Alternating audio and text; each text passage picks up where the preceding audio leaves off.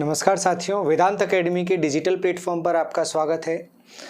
आप सभी लोग फॉरेस्ट्री के लिए वेदांत से जुड़े हुए हैं और इसी सीरीज़ में हम आगे बढ़ रहे हैं। हम फॉरेस्ट्री की हिस्ट्री को डिस्कस कर रहे हैं। फॉरेस्ट्री की हिस्ट्री में आज दूसरा लेक्चर है। पहला लेक्चर आप चाहें तो चैनल पर जाकर उसे देख सकते हैं या हमारे मोबाइल ऐप पर भी देख सकते हैं। अगर आपको फॉरेस्ट्री का पूरा सीरीज़ चाहिए तो आप मोबाइल ऐप पर जाकर उसे देख सकते हैं, स्टोर में वो अवेलेबल होगा। दूसरा, ऐसा ही बहुत अच्छा कंटेंट अगर आप देखना चाहते हैं और उसके नोटिफिकेशंस अगर आप लगातार चाहते हैं तो आपको करना होगा इस चैनल को सब्सक्राइब, और जो पिछले वीडियोस हैं उनकी लिंक आपको डिस्क्रिप्शन में मिल जाएगी, तो आप चाहें उस पर जाकर इसके जो पिछले लेक्चर्स हैं वो देख सकते हैं। बढ़ते हैं, हम पहले थोड़ा सा रिवाइज करें हम, फिर उसके बाद हम आगे बढ़ेंगे। तो फॉरेस्ट्री की हिस्ट्री में हमने उठाया था हड़प्पा काल से। हड़प्पा में जो सभ्यता, हड़प्पा सभ्यता थी, जो साक्ष्य हमें मिले हैं वो हमें मिला है कि ये प्रकृति पूजक थे। प्रकृति पूजक के साथ में ये क्या थे? प्रकृति के करीब होने के साथ वृक्षों के साथ भी ये करीब थे। तो वहाँ पर हमें प्लांटेशन ना दिखकर सिर्फ क्या दिख रहा है? उनका प्लांट्स के करीब होना, वृक्षों के करीब होना। तो सबसे जो खास वृक्ष था उनके लिए कौन सा था? Ficus religiosa. ये क्या होगा? Ficus religiosa. फाइकस रिलीजियोसा होगा पीपल का पेड़, याद रखेंगे इसका बॉटनिकल नेम। रोजवुड मतलब शीशम। फिर उसके बाद हमने डिस्कस किया था रामायण काल के वन। रामायण काल के वनों में हमने रामवन डिस्कस किया था, जो कि मध्य प्रदेश के सतना में। पंचवटी हमने डिस्कस किया था। महाराष्ट्र का पंचवटी जो है, जो गोदावरी नदी के तट पर है, वो रामचंद्र जी से रिलेटेड है। दूसरा, कोलकाता में रामकृष्ण परमहंस जी से रिलेटेड है। और दिल्ली में 7 लोकमान्य तिलक निवास, लोकमान्य निवास, वो है प्रधानमंत्री निवास को बोला जाता है। तो ये पंचवटी से रिलेटेड कुछ वर्ड थे जो आपको समझा दिए गए। महाभारत काल में अगर आप देखेंगे तो महाभारत काल में खांडव प्रस्थ, जो वर्तमान दिल्ली में है इंद्रप्रस्थ के नाम से, वो हम देख चुके हैं। विष्णु पुराण में 13 प्रकार के जो वन हैं उनका डिस्कशन किया गया है, बात की गई है 13 प्रकार के वनों की, जिसमें मध्य प्रदेश में कितने प्रकार के वन हैं? 3। पहला वमन, दसरनका और करुस वन। ये 3 प्रकार के वन मध्य प्रदेश में पाए जाते हैं। आपसे सवाल यदि पूछा जाएगा तो यही पूछा जाएगा, विष्णु पुराण में कितने प्रकार के वनों का उल्लेख मिलता है या मध्य प्रदेश में उनमें से कितने वन पाए जाते हैं? तो आंसर होगा कुल 13, मध्य प्रदेश में 3। अगला, अग्नि पुराण में वनों की रक्षा की बात की थी, लेकिन वो रक्षा की बात भी कैसे की थी? धार्मिक और भौतिक लाभ के लिए। चूंकि धर्म से बहुत ज्यादा जुड़ाव, धर्म का जुड़ाव पेड़ों के साथ में बहुत ज्यादा लिया गया है, पौराणिक काल से, हड़प्पा काल से लिया गया है, वो रिफ्लेक्शंस देखने को भी मिलते हैं यहाँ पर। फिर हम आगे बढ़ेंगे। अग्नि पुराण के बाद बुद्ध ने भी बोला था हर 5 साल में एक पेड़ लगाना चाहिए। जो गौतम बुद्ध और महावीर स्वामी जी का अगर जीवन देखा जाएगा तो वो जंगल से जुड़ा हुआ ही जीवन अधिकांश उनने बिताया है।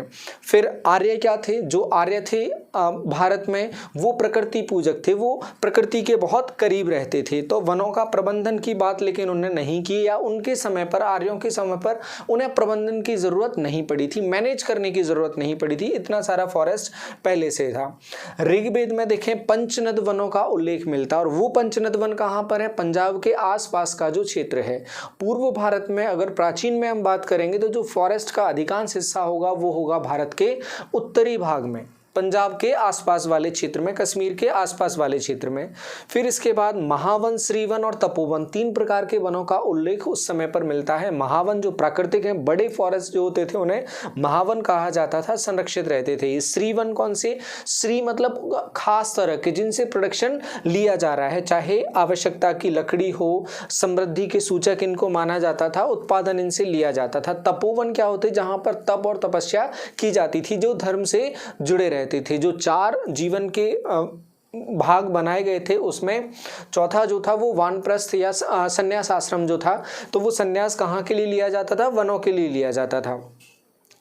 अगला देखेंगे हम आगे, गुप्त काल में वनों का जो पतन है वो देखने को मिला था। आगे उसके जो साक्ष्य हैं, किन किन ने बोला था कि वनों का पतन होना स्टार्ट हो गया था, वो हम आगे देखेंगे।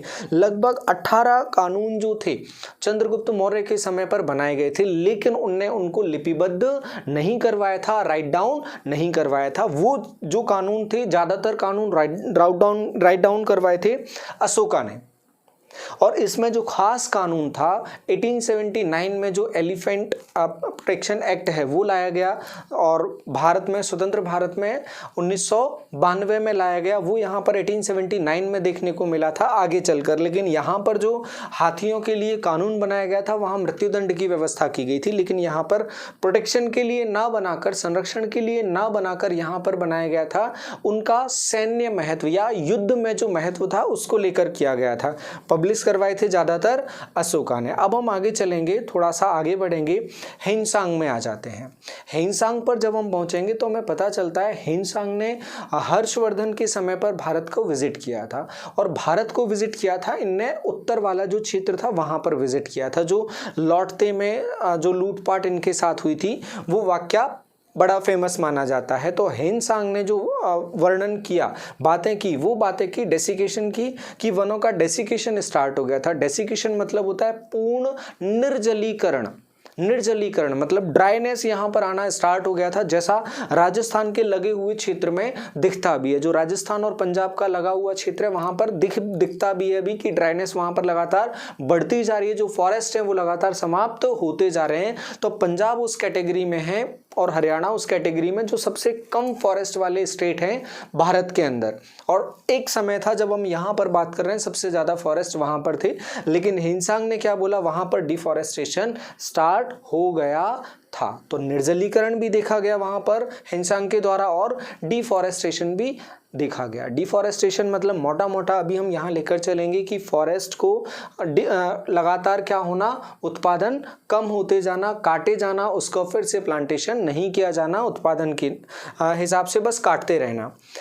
फिर उसके बाद अबुल फजल ने भी वनों का वर्णन किया, लेकिन वहां पर भी वन पर्याप्त मात्रा में थे तो उत्पादन की बात नहीं की जाती थी, बस वनों के उत्पाद की बात की जाती थी। तो उत्पाद भी कितने, 72 टाइप के जो फॉरेस्ट थे उनका वर्णन किया, वो भी किस हिसाब से, वेट और एरिया, किस एरिया, पर्टिकुलर एरिया में कौन सी लकड़ी सबसे ज्यादा मात्रा में होती, इस प्रकार का वर्णन किसने किया, अबुल फजल ने किया, 72 प्रकार के। अगर मुगल काल को देखा जाएगा तो पूरे मुगल काल में आपको ज्यादा से ज्यादा क्या देखने को मिलेंगे, बगीचे, गार्डन्स, चाहे वो उनके महल के अंदर हो या महल के बाहरी क्षेत्र में हो या उनके बाहर जंगलों में हो, ज्यादातर वो गार्डन्स बनवाकर तैयार करते थे, ना कि वो किसी फॉरेस्ट्री की बात करते थे। अब आगे बढ़े, हम इससे आगे जाएंगे। अब चलते हैं मॉडर्न इंडिया में। हम देखें 1790 में टीपू सुल्तान ने नंदी हिल्स के आसपास यूकेलिप्टस का प्लांटेशन करवाया था। अब जो यूकेलिप्टस का जो प्लांटेशन करवाया था उनने लगभग 16 तरह की स्पीसीज लगवाई थी। यूकेलिप्टस का जो यूज है वो मेडिसिनल यूजेस है, फिर उसके बाद इसका ऑयल का यूज किया जाता है, वुड का यूज तो बाद की बात आती है। और उस समय पर टीपू सुल्तान के लिए खास तौर से वहां पर वुड का बहुत ज्यादा यूज नहीं था, लेकिन फिर भी इनने प्लांटेशन करवाया। तो सबसे पहला अगर प्लांटेशन देखा जाएगा तो किसका माना जाएगा, टीपू सुल्तान का माना जाएगा। वो कहां पर करवाया इन्हें, मैसूर के शासक थे टीपू सुल्तान। 1799 के आसपास इनकी डेथ हो गई थी, अंग्रेजों से क्लैश चल रहा था। इनके पिताजी ने भी युद्ध लड़े थे, आप हिस्ट्री में उनको देखोगे 4 आंग्ल मैसूर युद्ध जो लड़े गए थे वो हैदर अली और टीपू सुल्तान ने अंग्रेजों के साथ लड़े थे। तो वो थे कहां से, मैसूर से थे। तो मैसूर के आसपास मालाबार जो यूकेलिप्टस लगाए गए थे, कहां पर, नंदी हिल्स में यूकेलिप्टस लगाए गए थे। और उसी समय पर देखो अंग्रेजों ने क्या किया, मालाबार क्षेत्र में सागौन वन की उपलब्धता के लिए वानिकी आयोग का गठन किया। ये ध्यान रखना, ये पॉइंट आगे रिफ्लेक्ट होगा लगभग 60 साल 70 साल के बाद, ध्यान रखेंगे इसको। मालाबार तट के आसपास 50 साल के बाद मालाबार तट के आसपास क्या किया इन्होंने, वानिकी आयोग, सागौन के वन लगाने के लिए वानिकी आयोग का गठन किया। अब वानिकी आयोग का गठन करने का रीजन आप यहीं पर देख लो। जो मालाबार कोस्ट है, जो नीलगिरी फॉरेस्ट के आसपास का, केरल के आसपास का क्षेत्र है, तो जो अंग्रेज आए थे भारत में, अंग्रेजों का आना मुख्य रूप से किसके लिए था, व्यापार के लिए। और वो व्यापार किसका था, शुरू में वो व्यापार था मसालों का। और मसाले कहाँ पर उपलब्ध होते हैं, केरल में उपलब्ध होते हैं। अगर मसाले केरल में उपलब्ध हैं तो अंग्रेज क्यों नहीं चाहेंगे कि वो जो नाव वगैरह हैं, बड़े शिप्स वगैरह हैं, हल्की और अच्छी लकड़ी के बनाए जाए। और वो लकड़ी कौन सी होती थी, सागौन होती थी। तो सागौन का प्रोडक्शन क्यों ना इंडिया में किया जाए, और यहाँ पर फॉरेस्ट भी है काफी सारे, तो उसके लिए उनने कमीशन यही बना दिया था कि अगर क्लासेस वगैरह हो रहे हैं और हमें बहुत ज़्यादा ज़रूरत है नौसेना के लिए, तो क्यों ना यहीं पर प्रोडक्शन स्टार्ट किया जाए। तो उन्होंने यहाँ प्रोडक्शन स्टार्ट कर दिया था। अब आगे बढ़ेंगे, इसके बाद सीधे हम चलेंगे 50 साल बाद। उसके बीच में कोई भी बात नहीं चली थी, अंग्रेज लगातार अपना दायरा बढ़ाते गए बढ़ाते गए बढ़ाते गए। फिर हम देखें 1842 में जो कलेक्टर थे मालाबार रीजन के, मालाबार तट के आसपास के, जो हमने अभी बात की 1790 में वहाँ आयोग बनाया था, तो जो मालाबार के आसपास मालाबार के जो कलेक्टर थे कॉनोली, और जो सब कंजर्वेटर थे उस एरिया के, मालाबार एरिया के, वो थे चाथू मेनन। तो चाथू मेनन और कॉनोली ने मिलकर प्लांटेशन स्टार्ट करवाया मालाबार तट पर। और ये क्वेश्चन काफ़ी बार पूछा जाता है कि जो पहला प्लांटेशन है वो कहाँ पर किया गया था। तो प्लांटेशन और एफॉरेस्टेशन दोनों अलग अलग चीज़ें अभी हम डिस्कस करेंगे। यहाँ पर एफॉरेस्टेशन टर्म का यूज़ किया, यहाँ पर प्लांटेशन टर्म का यूज़ किया है। तो ये मालाबार तट पर, मालाबार के आसपास वाले क्षेत्र में, खासतौर से नीलांबुर में पहली बार प्लांटेशन किया गया, और ये क्वेश्चन बार बार पूछा जाता है। फिर उसके बाद कैंपवेल, जेम्स कैंपवेल ने मद्रास में यूकेलिप्टस का प्लांटेशन स्टार्ट करवाया। अब ये जो प्लांटेशन था, यहाँ से रेगुलर प्लांटेशन स्टार्ट हो गया था। अब इसमें एफॉरेस्टेशन क्यों बोला जा रहा है? एफॉरेस्टेशन का मतलब होगा कि जो फॉरेस्ट जहाँ नहीं थे, फॉरेस्ट जहाँ नहीं थे वहाँ पर फॉरेस्ट तैयार करना। काफ़ी लंबे समय से वो जगह खाली पड़ी हुई थी, लेकिन उसमें अब फॉरेस्ट तैयार किए जा रहे हैं। यहाँ पर जो प्लांटेशन किया जा रहा है वो प्रोडक्ट्स को लेकर किया जा रहा है, लेकिन यहाँ पर जो खाली जगह है वहाँ पर प्लांट्स लगाए जा रहे हैं। और वो भी किसके लगाए जा रहे हैं? यूकेलिप्टस पिनाटा, जिसको सफ़ेदा कहा जाता है, या इसको हम पर्यावरण का आतंकवादी भी कहते हैं। तो उम्मीद है प्लांटेशन और एफॉरेस्टेशन में कहानी क्लियर होगी। यहाँ पर क्या किया गया था? मालाबार के आसपास सागौन के लिए जो एरिया था वो तैयार किया जा रहा था। यहाँ पर जो प्लांटेशन किया था कैंपबेल ने वो किसके लिए किया था? वो किया था यूकेलिप्टस पिनाटा के लिए। अब बढ़ेंगे आगे, तो रेगुलर जो प्लांटेशन है वो यहाँ से स्टार्ट हो गया था। पहला प्लांटेशन 1842 में, और उससे पहले प्लांटेशन बिना किसी पर्पज़ के जो किया था वो 1790 में टीपू सुल्तान ने किया था। अब देखेंगे आगे 1854 में फॉरेस्ट से रिलेटेड जू का स्थापना की गई। कहाँ पर? कोलकाता में। कोलकाता में जू की स्थापना की गई थी। फिर उसके बाद 1856 में क्लैगहॉर्न, जो पहले रेगुलर कंजर्वेटर थे, नियमित संरक्षक थे। अब वन संरक्षक पहले नियमित किसे बनाया गया? क्लैगहॉर्न को। ये क्वेश्चन भी पूछा जाता है। तो उसी समय पर डाइट्रिच ब्रांडिस को 1856 में ही डाइट्रिच ब्रांडिस को पेगू में भेजा था सुपरिटेंडेंट बना के। अब इनको सुपरिटेंडेंट बना के पेगू में भेजा, और पेगू कहाँ पर है? वर्मा में है।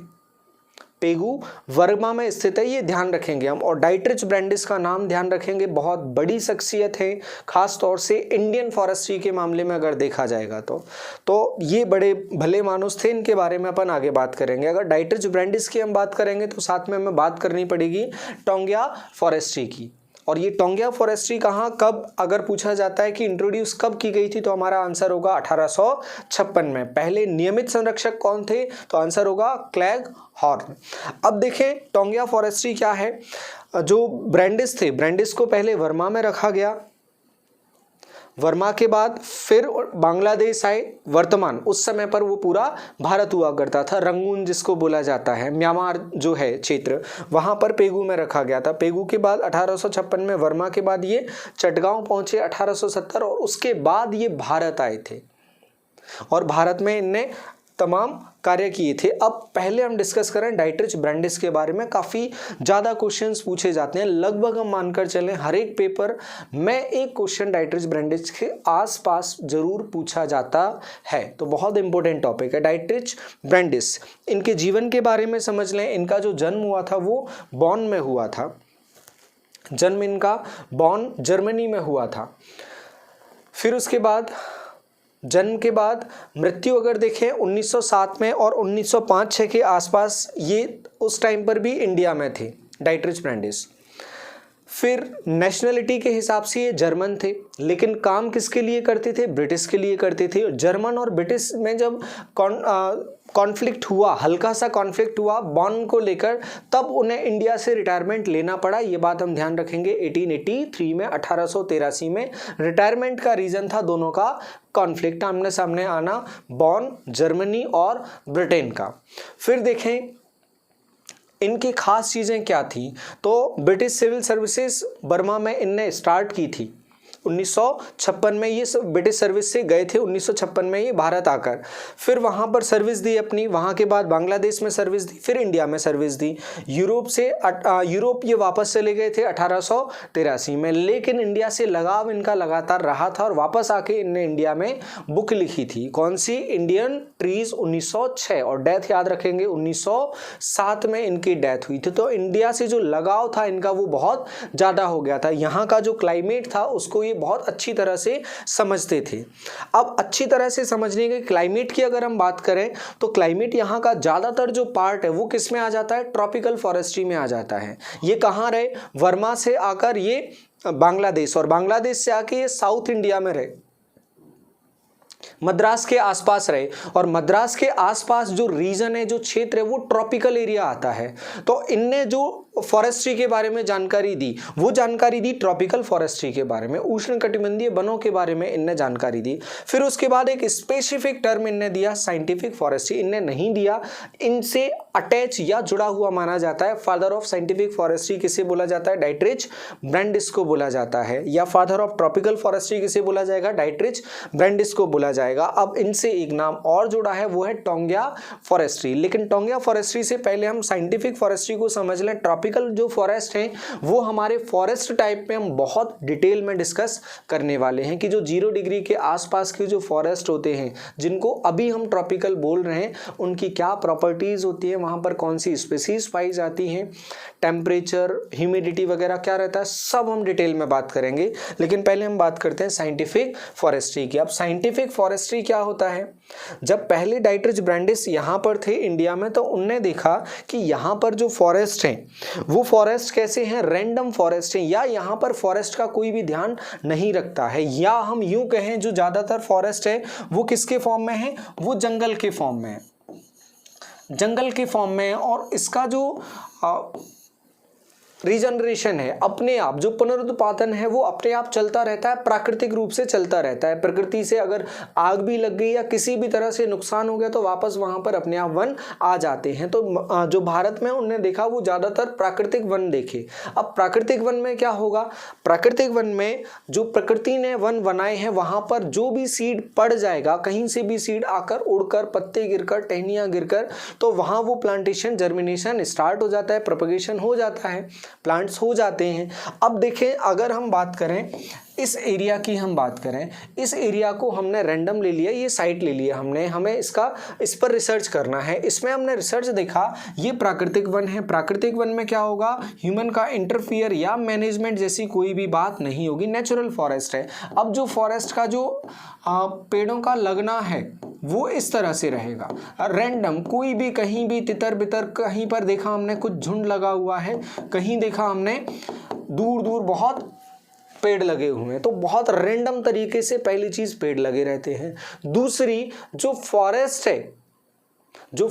है वो प्योर ना होकर कैसा होगा? मिक्स्ड फॉरेस्ट होगा, और वो अच्छा खासा मिक्स्ड फॉरेस्ट रहेगा जिसका इकोनॉमिक बेनिफिट ज्यादा नहीं होता, वहां से प्रोडक्शन नहीं लिया जा सकता।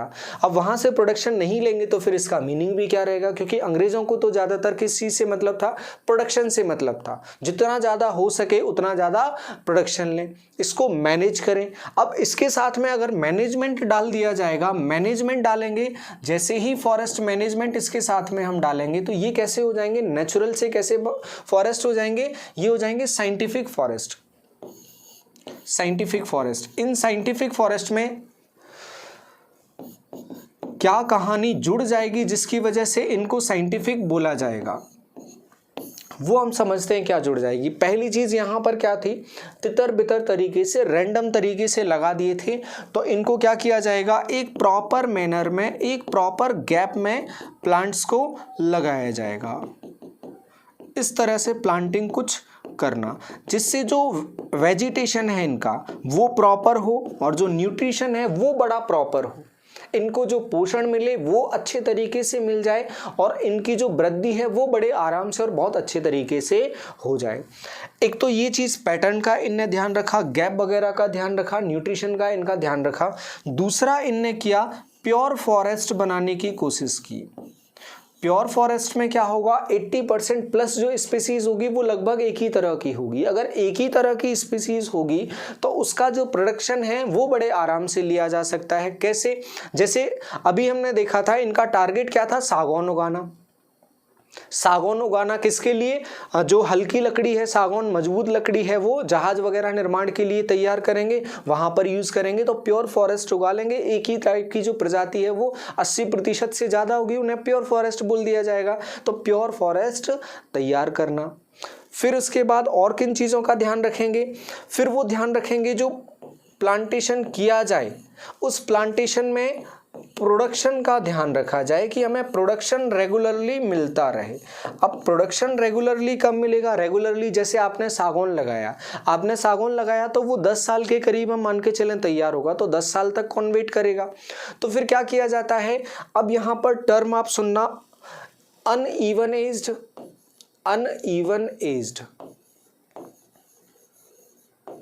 फिर वन एज्ड और टू एज्ड, इनको समझते हम। जो अनइवन एज्ड फॉरेस्ट होगा, भले हम उसे प्योर फॉरेस्ट ले रहे हैं, मतलब एक ही टाइप की स्पीसीज ज्यादातर ले रहे हैं, लेकिन वहां पर जो फॉरेस्ट होगा वो कैसा होगा। फर्स्ट टाइप हम देखते हैं अनइवन में क्या होगा, कुछ छोटे वृक्ष होंगे, कुछ बड़े होंगे, कुछ काफी बड़े होंगे, कुछ बीच में होंगे, इस तरह से फॉरेस्ट लगे रहते हैं। सारे के एज जो हाइट है वो सभी की क्या होगी, अलग अलग, कहीं पर भी ये क्लियर नहीं दिखेगा कि हम इसमें से प्रोडक्शन ले सकते हैं। तो अनइवन जो फॉरेस्ट है वो प्रोडक्शन के मामले में उतना बेनिफिशियल नहीं है। फिर उसके बाद चले हम वन एज्ड पर चलें और टू एज्ड पर चलें। वन एज्ड क्या होगा, लगभग एक ही हाइट के प्लांट्स यहाँ पर, एक ही एज का प्रोडक्शन यहाँ पर लिया जाएगा, ये होगा वन एज्ड फॉरेस्ट। फिर उसके बाद टू एज्ड में देखें, टू एज्ड में क्या होगा, यहां पर क्लियरली टू एज में, 2 एज में फॉरेस्ट को लिया जाएगा, क्लियर दिखेगा कि 2 एज में लिया जा रहा है। अब टू एज्ड का और वन एज्ड का फायदा क्या होगा, टू एज्ड के प्रॉफिट को हम समझते हैं। वो लगातार प्रोडक्शन अगर कोई लेना चाह रहा है तो क्यों ना प्लांटेशन इस तरह से किया जाए कि जो प्रोडक्शन है हर 2 साल या 3 साल या 4 साल में प्रोडक्शन मिलता रहे, जो फ्रीक्वेंसी है प्रोडक्शन की वो लगातार बनी रहे। और प्रोडक्शन के साथ में क्या किया जाएगा, चूंकि फॉरेस्ट मैनेजमेंट लिया जा रहा है, अगर हम प्रोडक्शन ले रहे हैं तो हमें प्लांटेशन भी करना पड़ेगा। तो जो प्रोडक्शन और प्लांटेशन लगातार ये रोटेशन चलता रहेगा, यही होता है साइंटिफिक फॉरेस्ट्री, कि हम एक मैनेज्ड तरीके से फॉरेस्ट को लगाएं, उस भूमि का उपयोग करें और उससे उत्पादन भी लें और वन लगातार हम वहां पर लगाते रहें। अब देखें, लेकिन इसका नुकसान क्या होगा, इसका बड़ा नुकसान है। अब आगे चलकर यहां पर तो हम डाइवर्सिटी पर बहुत ज्यादा ध्यान नहीं दे रहे हैं। जब हम फॉरेस्ट को काटेंगे, नेचुरल फॉरेस्ट था, अब नेचुरल की जगह अगर हमें नए तैयार करना है तो डेफिनेटली हमें काटना पड़ेगा। ये सबसे पहला जो प्रोसेस होगा इसमें, साइंटिफिक फॉरेस्ट्री में सबसे पहला प्रोसेस क्या होगा, जो बोल नहीं पाए हम वो ध्यान रखना, नेचुरल फॉरेस्ट को कट डाउन किया जाएगा, काटा जाएगा, उसकी जगह पर प्लान्ड तरीके से फॉरेस्ट लगाया जाएगा।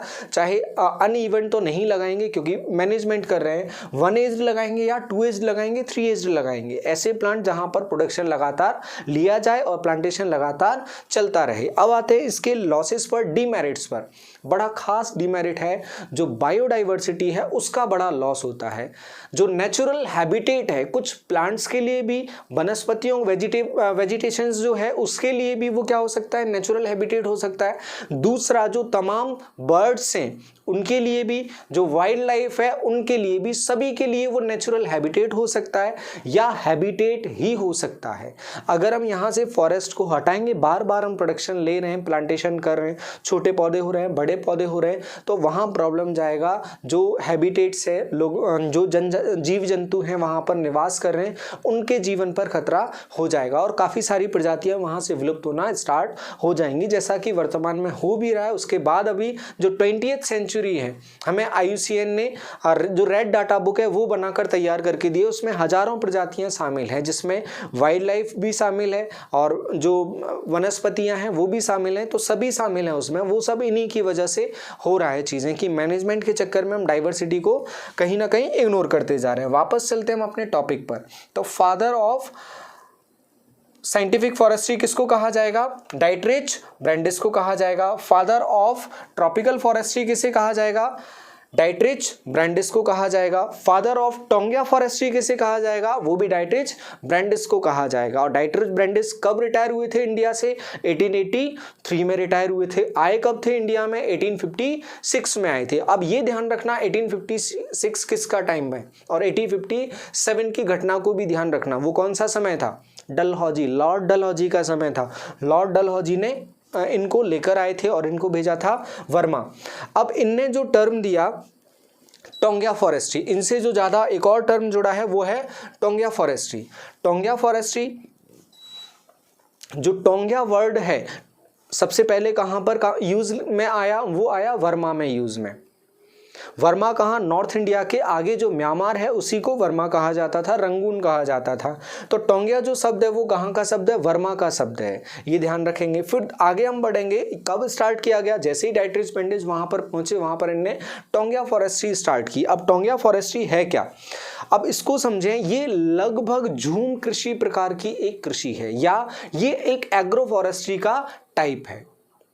सोशल फॉरेस्ट्री में भी हम इसे शामिल कर सकते हैं, क्योंकि इसमें क्या किया जाएगा? लोगों को शामिल किया जाएगा फॉरेस्ट्री में, कन्विंस किया जाएगा। क्योंकि फॉरेस्ट अगर गवर्नमेंट लगाना चाहती है तो वो इतना इजीली पॉसिबल नहीं है जब तक कि लोगों को शामिल ना किया जाए। और ये बात भी लगभग सभी देशों को समझ में आ गई है। तो सभी देश अब कहीं ना कहीं उनके लोगों को, नागरिकों को साथ में मिलाकर फॉरेस्ट के डेवलपमेंट में भागीदार बनाने की कोशिश लगातार करते रहते हैं। तो वैसे ही हमारे यहाँ भी चलती रहती है। डाइटरेच ब्रैंडिस ने लोगों को कन्विंस किया कि क्यों ना आप फॉरेस्ट लगाओ। लोग क्यों लगाए? उनका क्या फायदा? आप अपने प्रोडक्शन के लिए लगा रहे तो उनके पास भी कुछ होना चाहिए। तो उन्होंने बोला चलो एक काम करते हैं, आप फॉरेस्ट लगाओ, आपको साथ में जगह मिलेगी कि आप खेती करें। लोग कन्विंस्ड। क्यों कन्विंस्ड? क्योंकि आप अगर देखेंगे जो झूम खेती है वो ज्यादातर भारत के किस हिस्से में की जाती है? भारत के उत्तर पूर्वी नॉर्थ ईस्ट एरिया में की जाती है, जो म्यांमार से लगा हुआ है। अगर वो एरिया म्यांमार से लगा है तो यहाँ के जो लोग हैं उनकी आदत क्या है? कहीं पर गए, आग लगाई, फॉरेस्ट खत्म, खेती किए, चलो पीछे आग लगे, आग लगा के वो छोड़ के चले गए। तो वो जो एरिया था वो पूरा कैसा हो गया? बेकार हो गया। डाइटरेच ब्रैंडिस ने देखा कि अगर तुम्हें आग ही लगानी है और आग लगा के तुम्हें खेती करनी है तो हम करवाते हैं ना खेती, हमारे हिसाब से करो। तो डाइटरेच ब्रैंडिस ने दोनों को मिक्स करके, फॉरेस्ट्री और जूमिंग को मिक्स करके बोला कि एक काम करो, आप फॉरेस्ट भी लगाओ और आप खेती भी लगाओ, हम आपको जगह प्रोवाइड करेंगे और साधन आपको उपलब्ध करवाएंगे। और उसी टेक्निक को बोला गया टोंगिया फॉरेस्ट्री, कि आप जंगल में आग लगाकर 3 साल तक, आप लगभग 3 साल तक वहां पर उत्पादन करें। और ये जो प्रोडक्शन था, जो गांव था उसके आसपास की जो जगह थी वो विलेजर्स को दी गई, लीज पर ज़्यादातर दी जाती थी। वो हम अभी डिस्कस करेंगे, बस इसके कंसेप्ट को समझना। अब यहाँ पर जो फॉरेस्ट्री की जाती थी, जो प्लांटेशन किया जाएगा, और प्लांटेशन अब हम साइंटिफिक फॉरेस्ट्री से टोंगिया, इनको डाइटरेच ब्रैंडिस को जोड़े रखेंगे। तो जो प्लांटेशन करवाएंगे वो कैसा करवाएंगे? लाइन के साथ में करवाएंगे। कैसे प्लांट्स लगवाएंगे? ऐसे प्लांट जिनसे जो प्रोडक्शन है वो बड़ा अच्छा लिया जा सके, चाहे वुडी हो या फिर दूसरे जो उत्पाद हों वो लिए जा सकें। देखें तो इनने टोंगिया फॉरेस्ट्री के लिए क्या कुछ खास बातें थी जो ध्यान में रखनी हमें चाहिए। जो साइट ली जा रही है, अब लोगों की डिमांड क्या होगी, वो कहीं पहाड़ पर्वत पर तो प्लांटेशन करेंगे नहीं, क्योंकि उन्हें प्लांटेशन क्यों करना है, क्योंकि उनको खेती करना है वहां पर। और खेती करने के बाद प्लांट की एज लगभग 3 साल में पोल हाइट, पोल तक पहुंच जाती है। जिस तरह से मनुष्य के जीवन में 4 स्टेज होती है, उसी तरह से जो पौधा होता है वो 4 स्टेज में होता है, जिसमें तीसरी स्टेज होती है पोल। तो पोल तक, ट्री बनने से पहले पोल तक जब पौधा पहुंचेगा तो उसके बाद उसको बहुत ज़्यादा ज़रूरत देखभाल की नहीं पड़ेगी। तब तक देखभाल और न्यूट्रिशन की ज़रूरत पड़ेगी, तब तक वहाँ पर खेती भी चलती रहेगी। और तब तक उसमें जो क्राउन है, उसका जो छत्ता है ऊपर का, वो डेवलप नहीं होगा। वो डेवलप नहीं होगा तो नीचे छांव प्रॉपर आती रहेगी और कृषि वहां पर की जा सकती है। तो उतना उनने अलाउ किया कि 1-2 हेक्टेयर समतल जमीन आपको दे देंगे उपजाऊ, आप वहां फ्लैट बनाकर आग लगाकर, साइंटिफिक में हमने क्या देखा था, नेचुरल को हटाकर क्या करेंगे, टारगेटेड प्लांटेशन करेंगे। वैसे ही इनने यहाँ करवाया और लोगों से करवा रहे हैं। तो 1-2 साल के लिए या 3 साल के लिए लोगों को दे दिया जाता था कि आप यहाँ पर ऐसी फसल का उत्पादन करो जिसमें उत्पादन टाइम के हिसाब से जल्दी जल्दी हो जाता है। तो वैसा प्रोडक्शन यहाँ पर उनने स्टार्ट करवाया और उसी फॉरेस्ट्री को क्या नाम दिया, टोंगिया फॉरेस्ट्री। एग्रो फॉरेस्ट्री में क्यों शामिल करते हैं, क्योंकि वहां पर एग्रीकल्चर भी किया जा रहा था। सोशल फॉरेस्ट्री में क्यों शामिल करते हैं, क्योंकि सोसाइटी को भी शामिल किया जा रहा था। अब देखें इसके टाइप्स को अगर हम डिस्कस करें तो 3 टाइप से करवाई जाती थी। पहली तो डिपार्टमेंटल टोंगिया थी कि डिपार्टमेंट ऐसा काम करेगा। अब डिपार्टमेंट कब तक फॉरेस्ट लगाएगा, उसकी भी अपनी एक लिमिटेशन है। बड़ा बोरिंग काम हो जाएगा, क्योंकि प्रोडक्शन इतनी जल्दी नहीं मिलता। अगर प्रोडक्शन नहीं मिल रहा है, लंबा टाइम वेट करना पड़ रहा है, तो डिपार्टमेंट भी कहीं ना कहीं उबाऊ सा, थका हुआ सा महसूस करेगा। लोग क्यों लगे रहेंगे, क्योंकि उनको जल्दी प्रोडक्शन मिल रहा है, उनका लालच भी है। दूसरा, लीज पर जमीन को दे दिया जाए और उस पर बोल दिया जाए कि आप इस पर फॉरेस्ट लगाओ और खेती करो, आप इसका यूज करो। दूसरा तरीका ये चुना उनने। लेकिन जो सबसे कारगर तरीका था वो था उनका विलेज टोंगिया। विलेज टोंगिया में डाइट्रिच ब्रांडिस जमीन जो दिलवाते थे कृषक को, वो उसे लेकर 2 से 3 साल तक उस पर प्रोडक्शन लेता था और वहां पर फॉरेस्ट लग जाते थे। तो ये साइंटिफिक फॉरेस्ट्री को किसके साथ मिलाया उनने, एग्रो फॉरेस्ट्री और सोशल फॉरेस्ट्री के साथ। तो उम्मीद है डाइट्रिच ब्रांडिस को जानकर बहुत अच्छा लगा होगा। जो टोंगिया फॉरेस्ट्री है उसके जो मेरिट्स हैं वो क्या हैं, लाभ क्या थे। कृत्रिम रूप से वनों का जो पुनर्जनन सस्ती दर पर किया जा सका। जो आर्टिफिशियली प्लांटेशन है वो बहुत सस्ता था। क्यों, क्योंकि वहाँ पर किसी भी तरह की लोकल जो एडमिनिस्ट्रेशन है उसकी ज़रूरत वहाँ पर नहीं पड़ी, ना तो बहुत इन्वेस्टमेंट की ज़रूरत पड़ी। लोगों की जगह उनके पास उनके संसाधन और वहीं पर उन्होंने प्लांटेशन करवा दिया। बेरोजगारी की जो समस्या थी, लोग खाली बैठे थे, उनके पास ज़मीन मिल गई और उन्हें रोजगार मिल गया कि सरकार ने पेड़ लगाने को दिए, साथ में उन्हें ज़मीन भी दी है।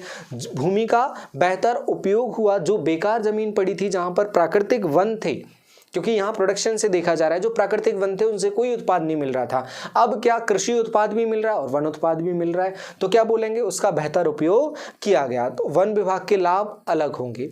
वन विभाग के लाभ, वो वन का जो उत्पादन होगा, वो जो फॉरेस्ट कवर है वो लगातार बढ़ेगा, डिफॉरेस्टेशन कम होगा। तो ये थी डाइट्रिच ब्रांडिस की टोंगिया फॉरेस्ट्री। याद रखेंगे डाइट्रिच ब्रांडिस को 3 चीज़ों के लिए, पहला ट्रॉपिकल फॉरेस्ट्री के लिए, दूसरा साइंटिफिक फॉरेस्ट्री के लिए, तीसरा टोंगिया फॉरेस्ट्री के लिए। उम्मीद है आज का जो सेशन रहा यहाँ तक आपको बहुत मज़ा आया होगा और इसी तरह के अच्छे सेशंस हम लगातार लेकर आते रहेंगे आप लोगों के लिए। आज फिलहाल इतना ही। Thank you.